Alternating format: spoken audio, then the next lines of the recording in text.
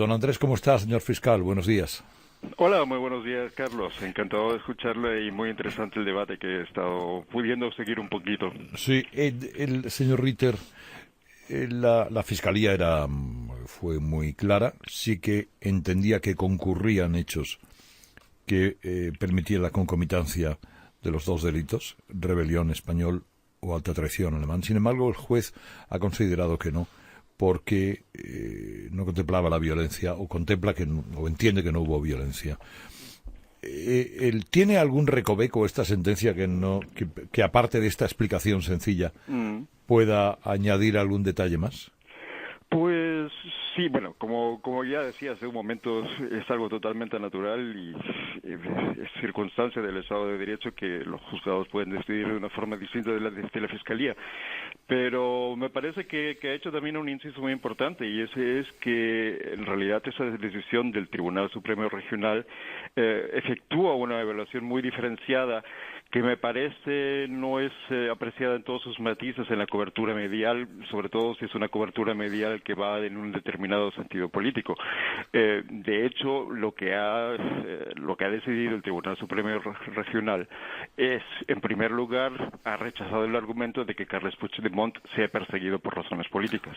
Literalmente, la decisión misma dice no hay indicios de que podría ser víctima de persecución política, y dice además expresamente que el cargo de malversación de fondos públicos es una conducta también punible en el derecho alemán y que no está siendo perseguido por convicciones políticas. Eso es un punto que me parece bastante importante. El segundo punto vendría a ser, entre estos matices que no son apreciados del todo, es que sí, es cierto, se ha declarado por parte del tribunal no admisible la extradición por el cargo de rebelión, pero no porque no haya existido violencia. O sea, lo que dice el tribunal es que considera que las acciones de violencia ocurridas durante el día del referéndum se le deben adjudicar a Carles Puigdemont como iniciador y promotor del referéndum. Por lo tanto, y eso es lo que hay que ver, por lo tanto, esta decisión confirma en principio el planteamiento del euroorden. No, lo que pasa es nomás que violencia es una cosa y la violencia del tipo penal, el artículo 81 del Código Penal alemán de la alta tradición son dos cosas diferentes. Es decir, que viendo la alta pena que conlleva, está abierto el debate de qué forma se debe interpretar, y se dice que con esa alta pena que conlleva, esta interpretación del término jurídico violencia debe ser restrictiva. Y por lo tanto debe ser una violencia de una tal envergadura y con un tal efecto que realmente sea apropiada para realizar una extorsión del Estado.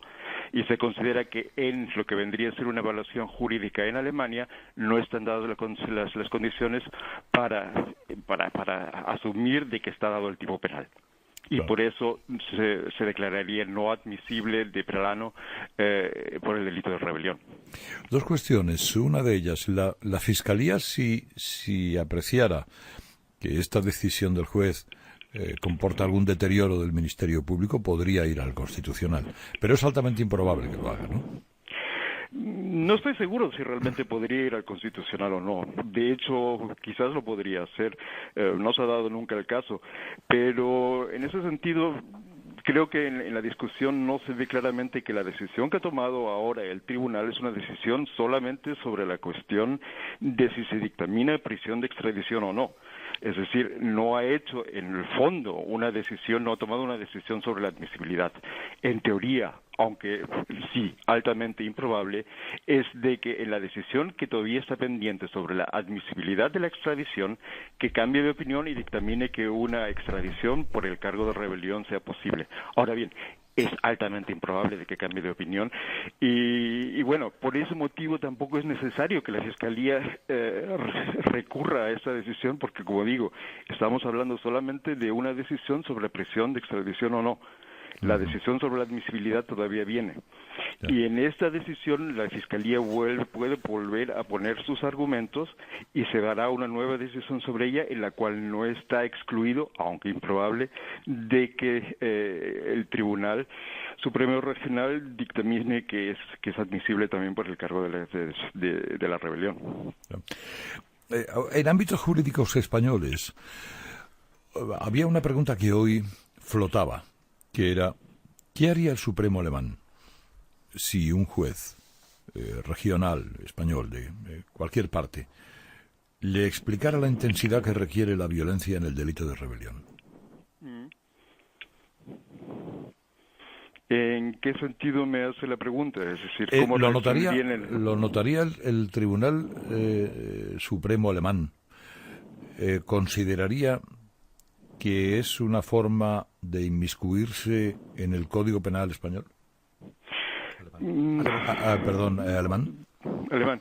Pues la verdad es que es una situación que resulta un poco extraña, desde luego, pero hay que considerar que el derecho de extradición, lo mismo el derecho con la orden, sigue siendo un derecho entre Estados, y que existen principios que rigen el derecho entre Estados, como entre ellos el principio de la especialidad, que simple y llanamente tienen que cumplirse, y ese es el orden jurídico que hay, y por lo tanto considero que aunque